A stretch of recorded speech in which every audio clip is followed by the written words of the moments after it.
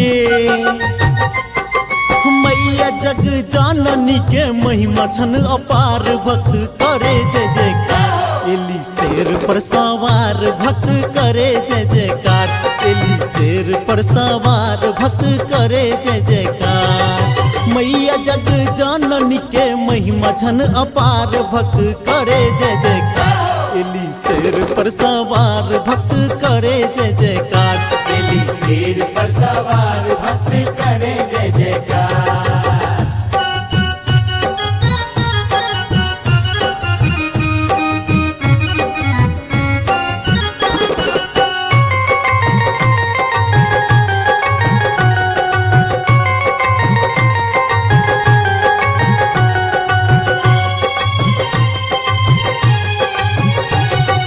लाल की चुनरिया के इलखिन शेरा वाली एक हाथ में त्रिशूल और दूसर में कटारी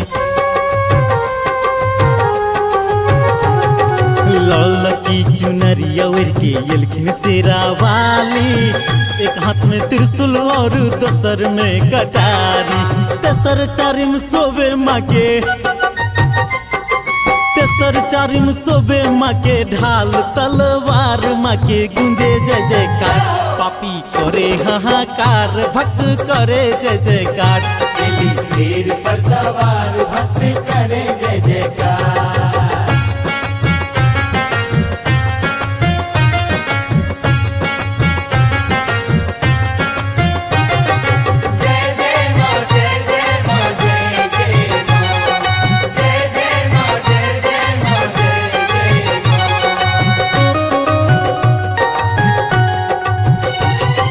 पंचम में शंख और छठमा में भाला सतमा में गदा अठवां छैन चक्र वाला पंचम में शंख और छठमा में भाला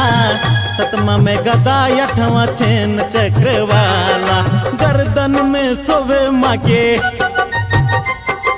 गर्दन में सोवे माँ बैजंती के हार माँ के लीला छन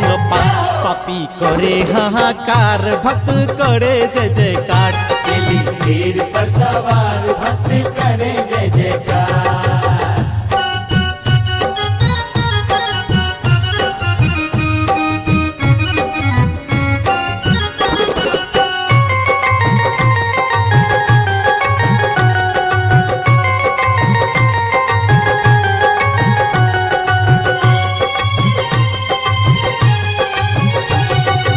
आसिन में माँ के जब होइ छन शुभ आगमन पुलकित मन और सरस भेल जीवन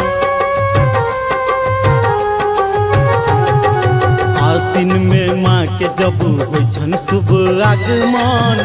पुलकित मन और सरस भेल जीवन सरसो पुकारा बिरंजन